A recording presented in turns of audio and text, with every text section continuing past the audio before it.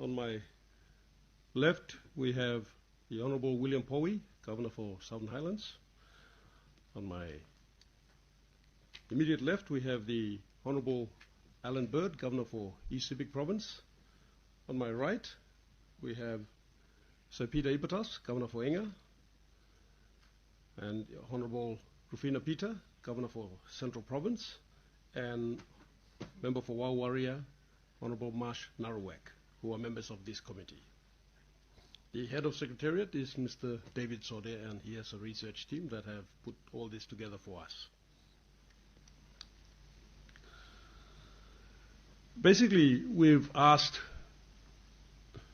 asked to look at the alluvial mining sector. We've been asked by members of industry, concerned Papua New Guineans, members of parliament, other stakeholders, to take a very careful look at what's going on in the alluvial mining sector in Papua New Guinea. Once a very robust, well-managed sector, now facing some challenges and difficulties, and giving rise to concerns from stakeholders, especially those who are legitimate players, I would like to say, those who are making the effort to pay their taxes, employ Papua New Guineans or others, and run their businesses in accordance with the law. We've started to see the entry and operation of organizations, individuals that aren't respectful of these laws, the laws of this country, and that are behaving in a way that can be said to be either criminal in some instances or just flaunting the laws that we have in this country. So our team has paid a visit to a number of sites, has spoken to a number of stakeholders, has looked at the information that's available, as well as intelligence and data that has been made available to us about what is happening in this country, and it's quite alarming. And so we felt that it was important that we hold this hearing as a starting process.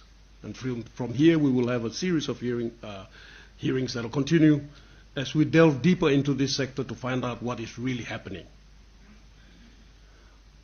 We would like to start with the state entities that have been created to protect and promote PNG interests. How are they performing? What are they doing? How can they improve? And what about those, say, in the political sphere? How can we improve? What can we do? Etc., etc. This is not a finger-pointing exercise. I just want to make that clear. We're not accusing any particular organization or individual, but what we're trying to do is find out what's happening, what's going on, what's going wrong. After 50 years, there should be a great reset, and those of us that are in charge of parliamentary committees, which are mandated to be the voice of the people of Papua New Guinea, eyes and ears, separate from executive government, independent of executive government, we are responsible for making this effort. So I want to thank my fellow colleagues for making the time available, especially during this very busy part of the year. And without further ado, we'll commence. I noticed that some of our regulatory agencies are here, and I thank you for coming, making the effort. We've asked MRA, Mineral Resource Authority. We've asked Bank of PNG. We've asked Customs. We've asked Central Bank. We've asked the IRC.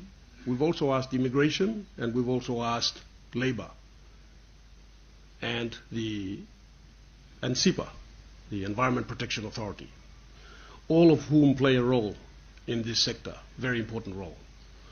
Then we've also asked members of industry to turn up and give their thoughts. They're right there in the forefront of all these activities, and they can tell us exactly what's going on, their observations, their opinions, etc. We're also fortunate to have the presence of the Gold Council, the Artisanal Gold Council in Papua New Guinea, represented here by Dr. Kevin Telma.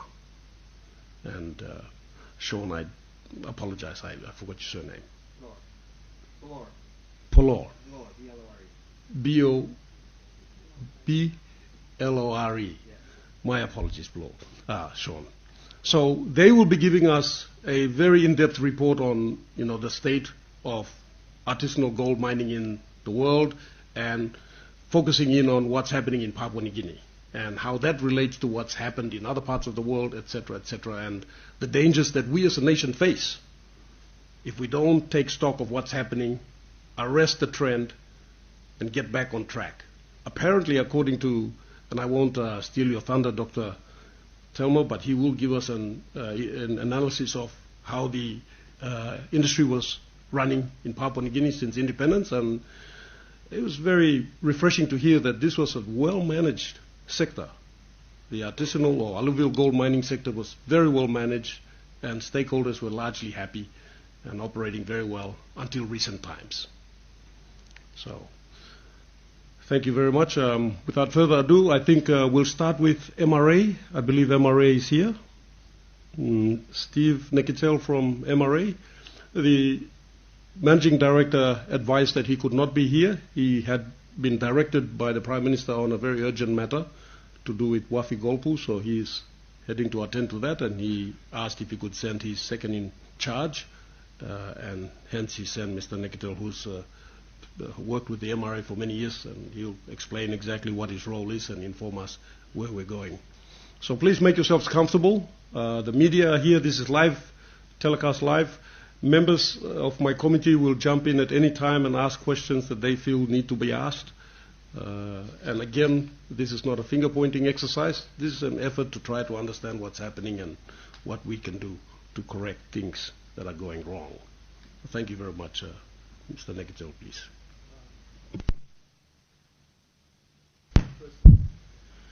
Thank you very much, Chairman, Honorable Gary Jufa. My name is Stan Nekitel. I've been registrar for the Mineral Resources Authority since its establishment, and prior to that as well in the Department of Mining. Well, you know, I've been working for the department for almost 30 years. Apologies from the MD, is not able to be here because he's attended to another related meeting relating to Wafi Golpu, so with the PM, so he's not able to be here. I'm sitting in on MRA's behalf. Now, the alluvial sector is a very critical sector. It's a big sector in the country, especially it involves majority of our grassroots people, villagers.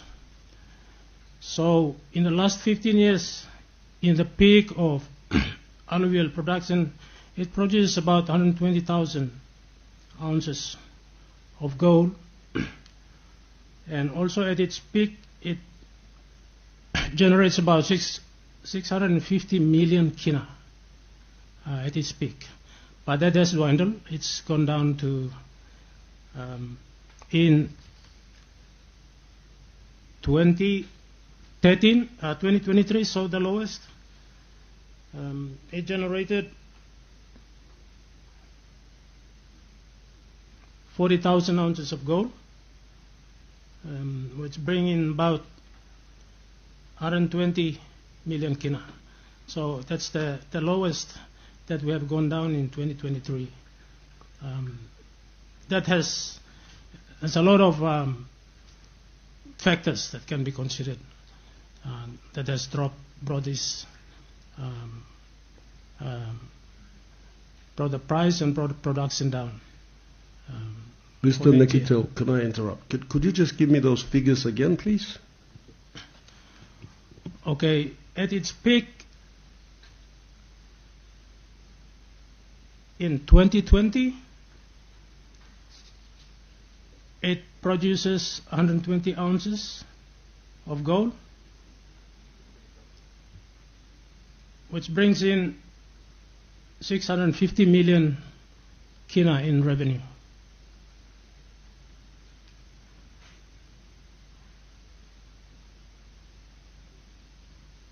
That, yeah, it has dwindled to 2023 it produces 40,000 ounces of gold. That brings in up to 150 million kina.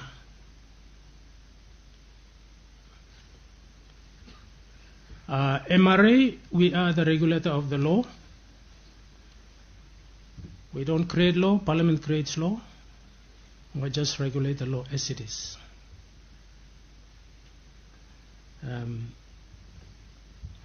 The law that we are mandated under the under the MRA Act 2018,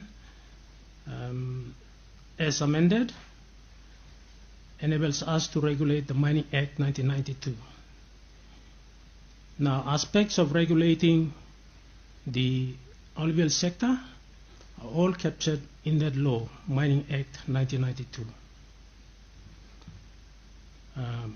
We still regulate the Mining Act 1992. As you all know, the revised act is a bill now that's, I think, before Parliament. Only if the department is here, they should be able to update us on the progress. But currently, the formalized permits or permits that are issued, there are two types of permits that are issued for alluvial gold mining. One is AML, alluvial mining lease, and the other is ML for alluvial mining purposes. AML are restricted under the law to landowners only. You have to be a landowner, or you have to be a clan landowner to be eligible to apply for and obtain a alluvial mining lease. For mining lease, you don't necessarily have to be the landowner. You can be a national applying for any land in Papua New Guinea to do alluvial mining lease. You can also do it in a joint venture arrangement with foreign investors. So if you're engaging with foreign investors, it has to be in the ratio of ownership of the lease, in the ratio 51% in favor of a national and 49% in favor of a foreign investor. So that's the law, which we regulate. Anyway, we have a lot of challenges in the sector. We have identified 8 major challenges that we are faced with. I will name them and also discuss what initiative that we have tried to commence to try to arrest the challenges that are faced in the sector.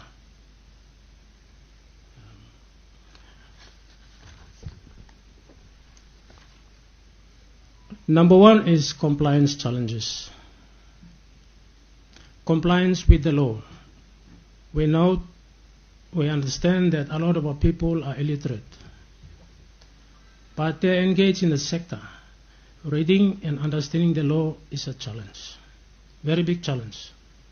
How it applies to them, how it regulates, how we regulate them in that space. It's a challenge, big challenge. We have realized that mitigating that, we have the mining school in WOW, School for Small-Scale Alluvial Miners, which trains people in all aspects of engagement in the sector, regulatory, as well as technical, mining, processing, business. Also, we have a section there that trains people or advises them, trains them on how they can get engaged in sustainable business and so forth. But the Act actually regulates from issuance of permits to production. So we are limited there. Beyond production, commercialization, we don't have a part to play.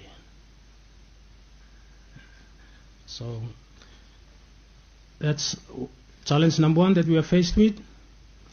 Number two on my list here is illegal mining. It has become rampant recently. We have a lot of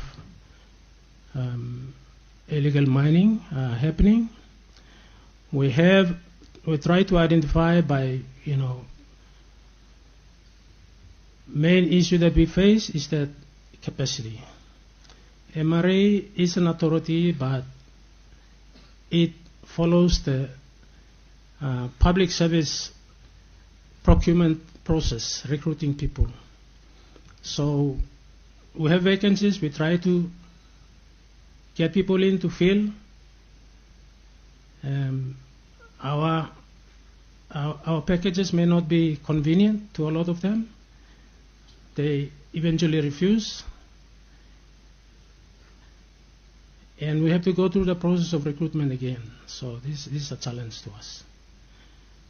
Procurement, advertising, shortlisting, interviewing, making offer refused, you go through the whole process again. It's public service process. So we have manpower issue in trying to enforce the law, try to pull people who are doing illegal mining into line to follow the process, follow the law. Recently we have advertised, made an advertisement on paper to cap or stop for people engaged in the illegal activities to stop what they are doing and consult us and follow proper process according to law. We have now gone ahead to engage with law enforcers as well as immigrations to try to identify people. We're starting off in Wabulolo, identifying those that are doing illegal mining, and we at times use force to stop the activities, and then immigration stepping in to see whether they have the proper permits to be in country or not. If you're breaking the law, you're breaking the law. You shouldn't be permitted to stay in this country. Basically, that's what it is. So we're doing that now, but we're handicapped a bit. Again, as I say, manpower. We need legal guidance on a lot of our processes, prosecution, all of that. But we are attending to it. We were talking to embassy of one particular country that a lot of illegal mining is associated with people from their country.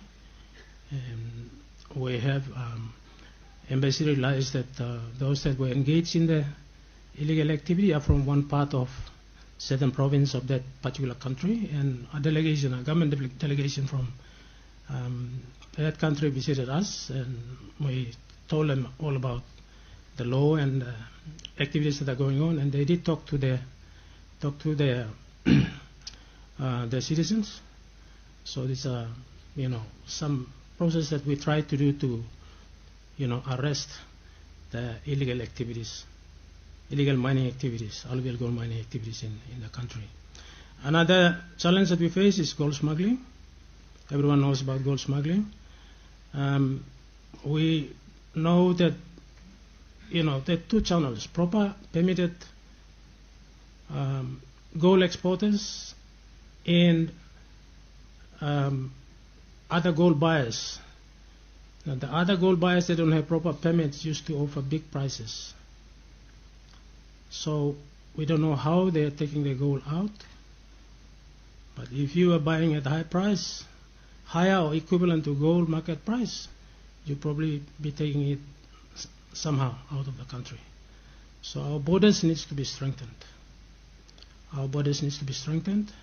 We go to align government agencies, land forces, to strengthen our borders so that, people don't smuggle these things out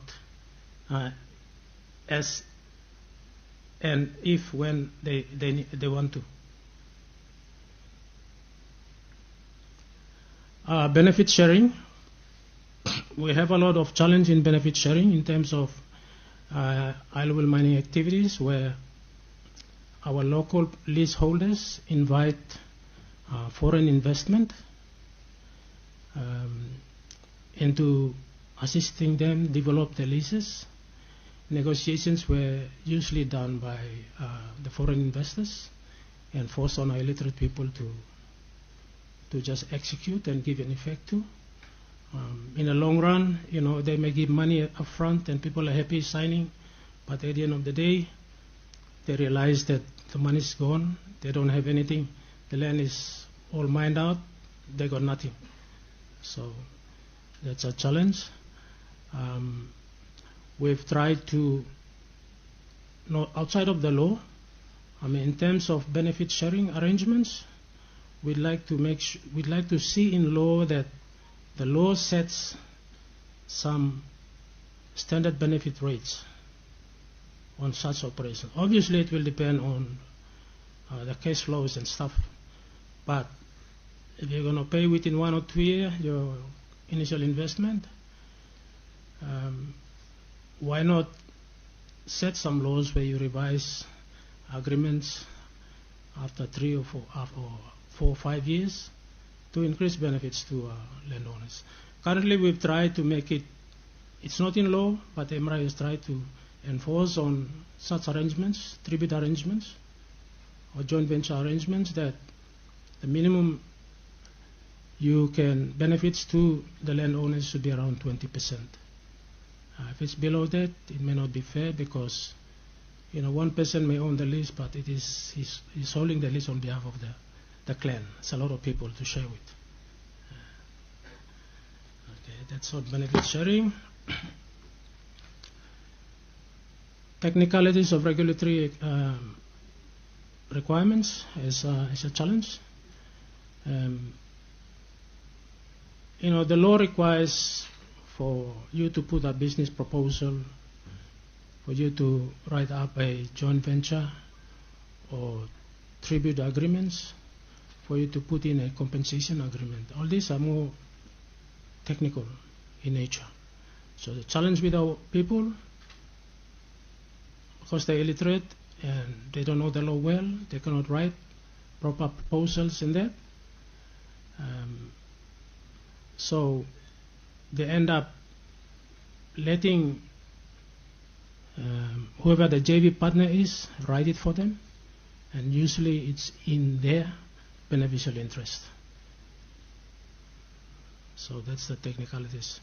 We are also teaching, training people on technicalities of those documentation in our Alluvial Mining School in Wow. We'd like people to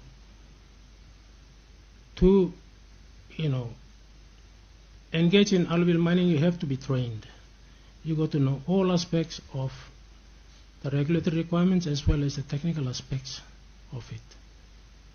So we will be looking at reviewing the curriculum we have, identify gaps, to try to cover all aspects of the business in the curriculum that we train people. We used to train people, or alluvial miners, in Bulolo. Another aspect is funding, non-availability. It's a big challenge for us. That's why we're getting in investors, because we don't have the capacity, financial capacity, to start alluvial mining activities. Because you need machineries, and machineries cost a lot of money. So if you don't have that money, you fall prey to the investors who have the money. So that's something that the government will have to look at. Creating avenues where soft loans of that sort can be sought by our grassroots people who wish to get engaged in the alluvial sector. Land and resource ownership, we know, is a challenge, because the law says otherwise. The law says the state owns the resource. Any resource, any earth resource, on land, in the water, everywhere else, the state owns that for the good of the state, the government and its people. Does not bestow the rights to minerals on landowners. We have a policy that has been endorsed by NEC, I think, in 2021, that says that resource, alluvial gold, alluvial resource belongs to the people, but that has yet to be translated into law to be given effect to by the MRA. That's a challenge there. People talk about, my resource, but the law does not say that. We regulate the law that says that the state owns the resource. So I think that brings me to the end of the challenges that we are faced with and what we try to do to mitigate some of these issues that are faced. Thank you very much, Chairman. Thank you, Sam. Members of the panel may ask any questions that they feel is necessary for further enlightenment. From myself, Sam, just curious, the mining school that you used to run or you ran up in Wau, how much does it cost to run that school per year? And are you still getting the funds from your budget requirements or requests to fund those activities up there? The school was established by the European Union 15 years ago. I think after 5 years it was transferred to MRA to fund wholly. So MRA is funding the operations of the school at the moment. I need to give you the figures. It's not in my head at the moment, so I'll find out the cost of running that school and we'll get back to you. Thank you. Because we will be having a series of hearings, this is just the beginning of this journey. So that would be very important, because I think that's a very important effort by MRA to help educate our alluvial miners or those in the industry. So that would be useful. And if also you could condense what you have stated to us into a written, document that you can present. It's interesting to hear that from your opening remarks, gold prices have gone up, but what you're telling us is that gold production appears to be going down based on the figures here we have about the exports going out. It's unusual that in this country where we have substantial volumes of alluvial gold everywhere, the industry is recording a drop in exports. So I would suggest that would be, or I would assume that that's what is legally recorded, or recorded as legal exports. You have any comments in regards to that?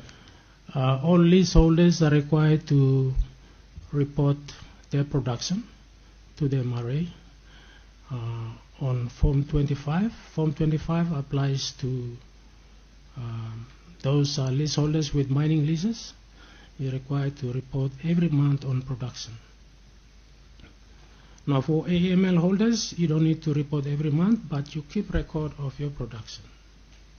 You keep record of your production, and at the end of the year, you submit a complete written report with the statistics of your production,